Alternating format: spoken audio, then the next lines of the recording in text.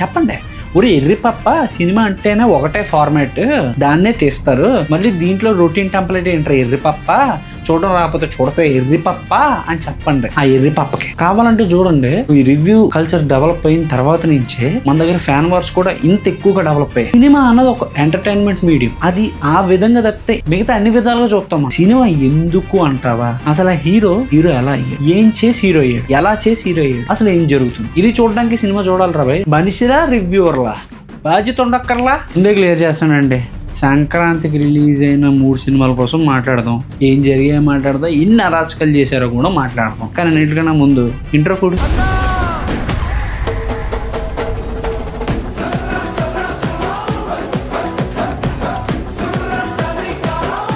Career ఏముంది మావా, TF బాగుంది చాలా.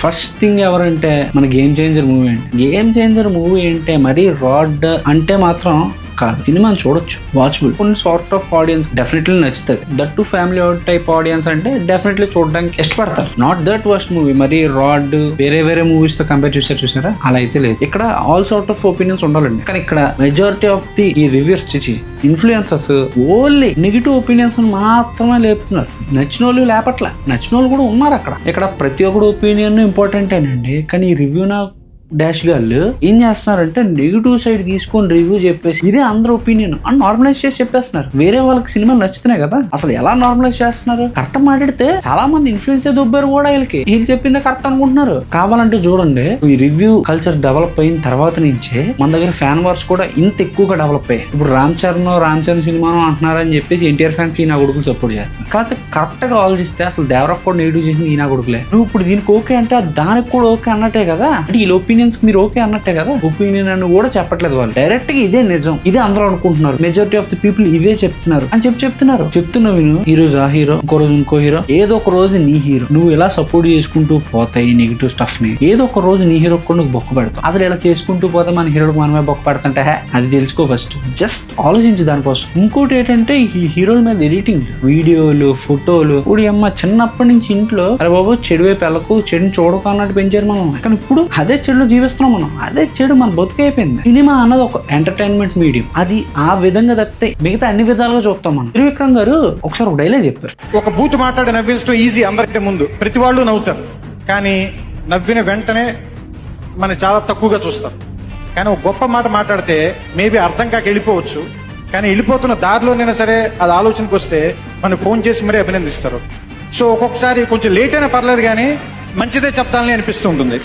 ఇలా నెగిటివిటీ స్ప్రెడ్ చేసేటోళ్ళు చెప్తుంటే నవ్వు వస్తుంది, నవ్వుకుంటారు అందరూ. కానీ ఏదో ఒక పాయింట్ లో ఏదో ఒక టైంలో అనుకుంటారు, ఇది పెద్ద బేవర్స్గడ్లో ఉన్నాడా బొగ్గాడు, ఈ పని తప్పితే ఇంకోటి ఏం లేదు అనుకుంటారు. అయినా ఒకరిని తక్కువ చేసి కమ్మ దొబ్బి ఒక సినిమాని కంచపరిచి నవ్వుకోవడం ఏంటరా బాబు. ఈ నెగిటివ్ చేసాడని ఆడు, ఆ నెగిటివ్ చేసాడని ఈడు. సరే, మన ఫ్యాన్స్ గురించి అదర్ స్టఫ్ గురించి తర్వాత మాట్లాడదాం వేరే వీడియోలో. ఫస్ట్ ఇప్పుడు వచ్చిన ఈ 3 సినిమాలే మనం ప్రణాళికగా తీసుకుందాం అండి. గేమ్ చేంజర్, డాకు, సంక్రాంతికి వస్తున్నాం. ఈ 3 ఓవర్ వ్యూ చెప్పేస్తాం. గేమ్ చేంజర్ అనుకోండి, గేమ్ చేంజర్ తో వచ్చిన ప్రాబ్లం ఏంటంటే హ్యూజ్లీ నెగిటివ్ చేశారు. సినిమా కూడా నాట్ అప్ టు మార్క్ ఉంది కాబట్టి ఓకే, నెగిటివ్ అన్నది ఓవర్ గా స్ప్రెడ్ అయింది. బట్ అన్వాచబుల్ అయితే కాదు, డెఫినెట్లీ కాదు. ఈ సినిమా చాలా మందికి ఎక్కుతుంది, ఆయన నెగిటివ్ చేశారు. సరే పక్కన పెట్టి next coming to doc. Plot లేదు, స్టోరీ లేదు, టెంప్లెట్ బేస్డ్ అన్నారు. అలా అన్నోడిని 2 చెప్తాను. నెక్స్ట్ వచ్చేసి ఈ సంక్రాంతికి వస్తున్న అయితే వీళ్ళు చూడడం కూడా చూడలేదని నా డౌట్. చాలా మంది అయితే వెళ్ళలేదు, రివ్యూవర్లు లేదు, ఇన్ఫ్లుయెన్సర్ వాళ్ళు కూడా వెళ్ళలే బొక్కలో సినిమా.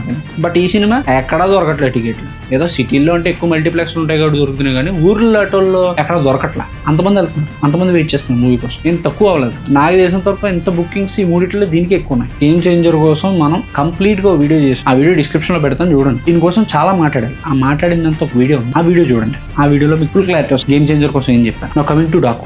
ఈ ఇన్ఫ్లుయెన్సర్ నా డాష్ గాళ్ళు అందరూ ఏం చేస్తారంటే కొన్ని సినిమాలకి సిమిలర్ గా చెప్తారండి. అంటే చాలా దగ్గరగా ఉంటాయి వీళ్ళు ఒపీనియన్స్ కాదు కదా, రివ్యూస్. మరి ఒకరితో ఒకటి మాట్లాడుకుంటారా, కావాలనే చేస్తారా, లేకపోతే ఒకటి చెప్పిందని కూడా ఇన్ఫ్లుయెన్స్ అయిపోతారా నాకు తెలియదు, కానీ సిమిలర్ గా ఉంటాయి వీళ్ళవి. సెకండ్ హాఫ్ రొటీన్ అంటారేంట్రా ఈ రిపప్పలో. ఓరే అరే నాకు అర్థంగా కడుగుతున్నాను, మీరు నిజంగా సినిమా అంతా చూస్తున్నారా? లేకపోతే ఈ మధ్యలో పడుకొని క్లైమాక్స్ ఇంటర్వల్ మాత్రం చూస్తున్నారా? నాకు అర్థం కాని మ్యాటర్ ఏంటంటే, లేకపోతే మీరేమైనా వెళ్ళి పెన్ను పేపర్ పట్టుకుని ఏమేమి మిస్టేక్స్ ఉన్నాయో రాసుకుంటున్నారా? అలా రాసుకున్నట్టు ఒకడు ఉంటాడు కదా, ఏంటది విలన్ ఉంటాడు, హీరో ఉంటాడు, విలన్ కి హీరోకి ఫైట్ ఎస్టాబ్లిష్ చేస్తారు, ఫైనల్ గా ఫేస్ ఆఫ్ అవుద్ది. అదే రొటీన్ రొట్ట టెంప్లెట్. నాకైతే నచ్చదు, ఏటర్ నచ్చదు. నాకు చాలా కోపదారి మనిషి మీకు తెలుసు. అసలు పర్ఫెక్ట్ మాడితే డాకు ఎవడు, డాకు ఎందుకు వచ్చాడు, డాకుతో పని ఏంటి, ఇలా డాకు ఉన్నాడని ఎలా తెలిసింది, డాకు రావడం గల కారణం ఏంటి, డాకు అవ్వడం గల కారణం ఏంటి, ఆ ప్రజలు వాళ్ళ డ్రామా, వాళ్ళ వాటర్ ప్రాబ్లమ్స్ చూస్తే నీకు కదలలేదురా? నీకు ఎర్రి మూడు ఖరాబ్ అయిపోయింది అక్కడ అర్థమవుతుంది. ఈడు అసలు నాకు తెలిసినంత వరకు వీడికి అసలు బుర్ర కూడా లేదు. వీళ్ళకి ఇలాంటిది ఒక ప్రాబ్లం ఉంటుందని వీళ్ళకి తెలియదు కాబట్టి ఇంక ఉండదు. ఇది ఒక ప్రాబ్లం, ఫేక్ ప్రాబ్లం అనుకుంటున్నారు. అలాంటి ప్రాబ్లమ్స్ ఉంటాయి బాబు. ఒకడు వస్తారు కిక్కు టూ సినిమాకి దీనికి కూడా చాలా డిఫరెన్స్ ఉంది. అంటే మనకు టెర్రైన్ ఒకటైతే మనకి సినిమా ఒకటే అయిపోదు, సినిమాని చూడాలి. అందుకే ట్రైలర్ అనాలిసిస్ దీనికోసం కూడా మనం తర్వాత మాట్లాడదామండి. అసలు డాకులో మధ్యలో చాలా సీన్స్ ఉంటాయండి. కాకపోతే వీళ్ళెవ్వరూ చూడరు, వీళ్ళకి అర్థం కాదు కూడా. అది ఎమోషన్ ఉంటుంది, ప్రాబ్లం ఉంటుంది, ఆ ప్రాబ్లం ఎలా డీల్ చేసేయడం విధానం క్లియర్ గా ఉంటుంది. క్లైమాక్స్ బాగుంటుంది, ప్లెయిన్ క్లైమాక్స్, గుడ్ క్లైమాక్స్. మధ్యలో ఇంత గుజ్జు ఉంటే, ఇంత స్టఫ్ ఉంటే ఏం లేదు, రొటీన్ టెంప్లెట్ అంటారేంట్రా? ఇదంతా వదిలేసి ఆయన రొటీన్ టెంప్లెట్ అంటే ఏంట్రా నాకు అర్థం కాక అడుగుతున్నాను. రొటీన్ టెంప్లెట్ అంటే ఏంటి అసలు? అవెంజర్స్ మూవీ ఉంది, అవెంజర్స్ లో ఏం చేస్తారు? అందరు సూపర్ హీరోస్ అందరికి వెళ్ళి సూపర్ విలన్స్ చంపుతారు. టెంప్లెట్, సేమ్ టెంప్లెట్ ఇది కూడా. ఇంకా సినిమాలు తీసుకో, జాన్ విక్ తీసుకో, బ్యాట్ మ్యాన్ తీసుకో, టాప్ గన్ మ్యావరిక్ తీసుకో, what ever it may be, ఏదైనా హీరో వెళ్ళి వెళ్ళనే ఉంటాడు. పోనీ క్విడ్ గేమ్ లాంటిది ఒక సిరీస్ తీసుకో, హీరో ఎవరైనా మనకు ఫస్ట్ ఎపిసోడ్ లో తెలుస్తుంది. ఎందుకంటే హీరో చచ్చిపోడు, హీరో చచ్చిపోతే సిరీస్ ఎలాగెళ్తుందా ముందుకి? ఇది ప్రిడిక్టబులే కదా. మరి ఇవన్నీ సేమే కదా, హీరోలు విలన్ చంపడం, లేకపోతే హీరో క్యారెక్టర్ ఏదైతే ఉందో అది అల్టిమేట్ సర్వైవర్ అవ్వడం, ఇవన్నీ రొటీనే కదా. సినిమాలు ఎందుకు? ఇంకా సినిమా ఎందుకు అంటావా? అసలు హీరో ఎలా అయ్యాడు, ఏం చేసి హీరో అయ్యాడు, ఎలా చేసి హీరో అయ్యాడు, అసలు ఏం జరుగుతుంది, ఇది చూడడానికి సినిమా చూడాలి రా భయ్. క్లైమాక్స్ లో ఇంటర్వెల్ బ్యాంగర్లు ఇవి కాదు చూడాల్సింది. క్లైమాక్స్ అంటావా ఒక సినిమాని ఎండ్ చేయడానికి హై పాయింట్, ఇంట్రో అంటావా ఒక హీరోనో ఒక సినిమాని ఇంట్రడ్యూస్ చేయడానికి ఒక హై పాయింట్, ఇంటర్వెల్ బ్యాంగ్ అంటావా నీకు సెకండ్ హాఫ్ కోసం వెయిట్ చేయడానికి ఒక బ్యాంగర్. సినిమా చుట్టూ ఉన్నాయి, సినిమా ఇవి కాదు, నీకు ఇవే కావాలి. Hero or lead character against negativity or winning against the negativity is the basic template of any hacking movie. ఎలా చేసాడన్న చూడడమే సినిమా టెంప్లెట్. అయితే సేమ్ వేరే తీసుకో, లవ్ స్టోరీ అనేది తీసుకో, ఆ నెగిటివిటీ అగేన్స్ట్ హీరో ఉంటాడు. Hero will be the ultimate person in the movie. ఇప్పుడు ఏ ఎర్రి పప్ప అన్న నాకు టెంప్లెట్ మూవీస్ నచ్చదు అని అంటున్నాడు అనుకోండి, చెప్పండి. ఊరి ఎర్రి పప్ప సినిమా అంటేనే ఒకటే ఫార్మాట్, దాన్నే తీస్తారు, మళ్ళీ దీంట్లో రొటీన్ టెంప్లెట్ ఏంటారు? ఎర్రి పప్ప చూడడం రాకపోతే చూడపోయి ఎర్రి పప్ప అని చెప్పండి ఆ ఎర్రి పప్పకి. ఆయన ఈ ఇన్ఫ్లుయెన్సర్ నా డాష్ గర్ల్ ఎప్పుడు ఒకేలా సినిమా తీస్తారు అంటున్నారు. కానీ ఈయన డాష్ గర్ల్ కూడా ఒకటే దగ్గర కూర్చొని ఒకటే దగ్గర నించొని కెమెరా పెట్టుకొని మాట్లాడుతూ ఉంటారు. ప్రతి సినిమాకి సేమ్ అదే కెమెరా యాంగిల్, ప్రతి సినిమాకి సేమ్ అవే రొటీన్ రొట్ట రివ్యూలు. అసలు ఏంటిది? నాకు ఊరు కొడుతుంది. రీల్ కొత్తగా రావాలి కదా. అసలు ఈ రొటీన్ టెంప్లెట్ రివ్యూస్ ఏంటి అసలు? నువ్వు 300-400 పెట్టి ఓ టికెట్ కొనుక్కొని సినిమాకి వెళ్ళి బయటకు వచ్చి నోటికి వచ్చింది ఒక కెమెరా పెట్టుకొని వాక్కుంటూ తెలిసింది తెలియంది ప్రతిదీ నువ్వు చెప్తున్నావు. నీ వల్ల ఒక ఇద్దరు ఆగిపోతే ప్రొడ్యూసర్కి ఒక 700-800 బొక్క కదా, ఎందుకు అడగకూడదు నేను ఆపమని? ఇప్పుడు మీ ఇన్ఫ్లుయెన్సర్స్ చెప్తూ ఉంటారు కదా, అదే సంక్రాంతికి వస్తున్నలో క్యారెక్టర్ ఉంటది, అది చూసి పిల్లలందరూ ఇన్ఫ్లుయెన్స్ అవుతారు, ఇలాగే పెద్దోళ్ళు తిడతారు అని కొంతమంది మహానుభావులు చెప్తూ ఉంటారు. అది ఎందుకు తిడతారు? సినిమా అయితే తిడతారా? కాదు, వీడియో మీడియం. ఒకప్పుడు బుక్స్ ఉండేవి, చదివి చాలా ఎక్కువ ఇన్ఫ్లుయెన్స్ అయ్యేవారు. ఆ తర్వాత రేడియోస్ గానీ ఆడియో అవి విని చాలా మంది ఇన్ఫ్లుయెన్స్ అయ్యేవారు. ఇవన్నీ జస్ట్ మ్యాడ్ ఎక్కడానికి మెట్లు అనుకో. ఇక్కడ సినిమా ఆర్ వీడియోలో మనం చూసేది డైరెక్ట్ గా రిజిస్టర్ అవుతుంది మైండ్. ఇది బిగ్గెస్ట్ ఇన్ఫ్లుయెన్షియల్ మీడియం. అదే వీడియోలో సినిమా అయినా ఇన్ఫ్లుయెన్స్ అవ్వచ్చు, నీ రివ్యూ అయినా ఇన్ఫ్లుయెన్స్ అవ్వచ్చు. మళ్ళీ మీరే చెప్తున్నారు ఇన్నేసి 100 కోట్లు పెడుతున్నారు, ఇదంతా వేస్ట్ ఆఫ్ బడ్జెట్ ఇది అది అని చెప్పి. మళ్ళీ మీ వల్లే పోతుంది అల్టిమేట్ గా అక్కడ డబ్బులు. అయినా ప్రతి రూపాయలు ఎక్కువే. నువ్వు వెళ్ళకపోతే నువ్వు ఒకడం మానేసే, నువ్వు ఇంకోటి ఎందుకు ఇన్ఫ్లుయెన్స్ చేయాలి అసలు? నువ్వు ఎందుకు వీడియో పెట్టాలి అసలు? దేనికోసం పెట్టాలి? నువ్వేమైనా సమస్య చేస్తున్నావా? నువ్వు డబ్బులు తీసుకొని చేస్తున్నావు, ఆ డబ్బుల కోసమే చేస్తున్నావు. నువ్వు ఒప్పుకోపోయినా ఇది నిజం. కంప్లీట్ రాడ్ మూవీస్ ఓకే ఒప్పుకుంటాను. ఇక్కడ అంత రాడ్ దిగిపోయింది ఉంది, నీకు అంత పేషెన్స్ లేదంతే. Seriously speaking. ఇప్పుడు ఇదేందో నువ్వు చెప్తున్నావు అంటే నేను చెప్తా, నువ్వు వచ్చి బయటకు వచ్చి చెప్తున్నప్పుడు నేను బయటకు వచ్చి చెప్తా. నువ్వు ఒక ఒపీనియన్ తప్పు అని నువ్వు పాయింట్అవుట్ చేస్తావు, నీ ఒపీనియన్ తప్పు అని ఇంకోటి కూడా పాయింట్అవుట్ చెయ్యాలి. చేస్తేనే కదా. వీళ్ళు సంక్రాంతికి వస్తున్నాం అయితే మేజర్ గా కావాలని ఇగ్నోర్ చేసినా అనిల్ రావుపూడి గడ ఏం చూస్తాం, చిన్న చూపు పొట్ట కోస్తా అక్షరం ఒక రాదు. వీళ్ళు అనిల్ రావుపూడి గారిని జడ్జాడు. ఆ సినిమా బుకింగ్స్ ఎలా ఉన్నాయి, ఎందుకు ఉన్నంత అంటే జనాలందరూ ఇర్రెంగ్లట్లా, రివ్యూలు మాత్రం తోపుతురుంగల్లా. నాకు అర్థం కాలే. అంటే వీళ్ళే మనుషులా? మాలాటోళ్ళు మనుషులు కదా. అంటే మాకు ఎలాంటి ఇష్టాలు ఉండకూడదు, మేము ఎలాంటి సినిమాలు ఇష్టపడితే మేము క్రింజ్ క్యారెక్టర్స్, మాకు అంత అవగాహన లేదు సినిమా మీద. మీకు ఉంది. సినిమాలు ఒక్కోలా చూస్తాడు. ఒకటి హీరో కోసం చూస్తాడు, ఒకటి ఏదో బొక్కలోది కావాలి అది ఉంటేనే బాగుంటుందని చూస్తాడు. నీలా ఒకడేమో రోజంతా కష్టపడుతున్నాడు కదా, సినిమా చూస్తే ప్రశాంతంగా ఉండాలి, నవ్వుకోవాలి అనుకునే లాంటి వాళ్ళు కొంతమంది చూస్తారు. నా ఒపీనియన్ ప్రకారం ప్రతి ఆడియన్స్ కి, ప్రతి జనర్ ఆడియన్స్ కూడా సేమ్ అమౌంట్ ఆఫ్ రెస్పెక్ట్ అనేది ఉండాలండి. ఇప్పుడు మీకు నచ్చలేదు, ఓకే యాక్సెప్ట్. మీరు నచ్చలేదని చెప్పండి ఒక పరిమితి వరకు.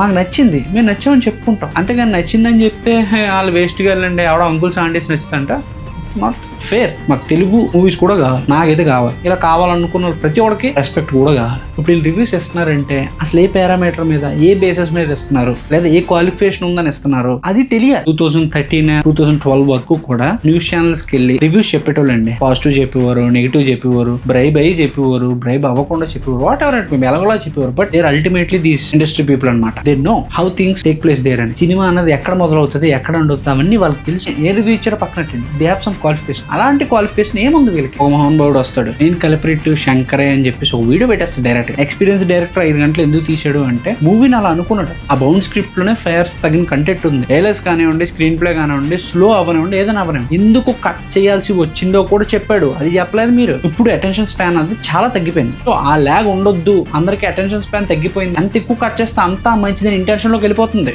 TFI ఇప్పుడు RRR ఉంది, అది 6 hours ఛానల్స్ ఉంటుంది. బాలేదు ల్యాగ్, బాలేదు ల్యాగ్, బాలేదు ల్యాగ్, రొటీన్ రివ్యూలు ఇచ్చి వీళ్ళ వల్ల సినిమా చచ్చిపోతుందని అనిపించి ఇంచి వాళ్ళు కట్ చేయించి పెడుతున్నారు. మరి ఏం అవుద్దురావే సినిమా? శంకర్ చెప్పింది ఏంటంటే తను అనుకున్నట్టు రాలేదు. వై అంటే కట్ చేయడం వల్ల. కట్ ఎందుకంటే ఇలాంటి మహానుభావుల వల్ల, మేధావుల వల్ల. అది పాయింట్. అక్కడ ఒక పెద్ద మనిషి వస్తాడు, అడంటాడు F3 అంత వరస్ట్ గా తెలియదంటాడు. ఓడి అమ్మ F3 ఎప్పుడు ఫ్లాప్ అయింది, F3 ఎప్పుడు వరస్ట్ అని ఎవడన్నాడు? F3 కూడా ఎంజాయ్ చేశారు కదరా, ఈడు ఎంజాయ్ చేయలేదంటే ఇంక ఎంజాయ్ చేయలేదు. చెప్పాను కదా, నార్మలైజ్ చేసి మాట్లాడాడు. అంటే ఆ పాయింట్ ఆఫ్ టైమ్ లో ఆ మూవీ మంచి మూవీ. ఇలా నార్మలైజ్ ఎలా చేస్తున్నాడు అంటే ఏమైనా శాంప్లింగ్ సిస్టమ్ ఏమైనా ఉందా, ఎవరినైనా అడుగుతున్నాడా ఏంటి? నాకైతే అర్థం కావట్లేదు. పొలిటికల్ సర్వేస్ ఉంటాయండి, కొన్ని లక్షల శాంపిల్స్ తీసుకొని ఇలా ఈడు విన్ అవ్వచ్చు, ఇలా ఇక్కడ వీళ్ళు విన్ అవ్వచ్చు, ఈ పార్టీ అధికారం రావచ్చు అని చెప్తారు. వాళ్ళైతే ఇన్ని లక్షల శాంపిల్స్ తీసుకుంటున్నారు కదా, మరి ఇతగాడు ఎన్ని లక్షల శాంపిల్స్ తీసుకుంటున్నాడు? ఈడు ఒక శాంప్లింగ్ తీసుకోడు, ఒకరిని అడగడు, ఏం లేదు. ఈడు మహా అయితే చుట్టుపక్కల వాళ్ళు చెప్తారంటే ఈడు ఫ్రెండ్స్ కి నచ్చలేదు అంటే వాళ్ళు నచ్చలేదు. ప్రపంచం నీ ఫ్రెండ్స్ నువ్వేనేంట్రా? చిన్న పాయింట్ అండి. అసలు యాక్చువల్లీ ఈ రివ్యూస్ ఎలాగైపోయాయంటే ఒక స్టాండప్ కామెడీలా అయిపోయింది. నాకు తెలిసి ఆడియన్స్ అందరూ ఈ కమ్మ కొడుతున్నాడు, ఇది చూద్దాం, ఆ హీరోని అలా అంటే నవ్వుకుందాం అని వస్తున్నారు. మెయిన్ గా నార్మలైజేషన్ ఉండకూడదు. అదే నీకు నచ్చలేదంటే నీకు నచ్చలేదు, don't normalise it. Happy moments కోసమేనండి సినిమాలు, entertainment purpose and to create memories అంతే. దాన్ని ఓవర్ ద బోర్డ్ చేసి ఇంత చెయ్యొద్దు. మీరు మీ ఫ్యామిలీతో మహా అయితే సంవత్సరానికి ఒక 10 రోజులు కలిసి హ్యాపీగా ఉంటారండి. అయిపోయింది ఆల్రెడీ సంక్రాంతి.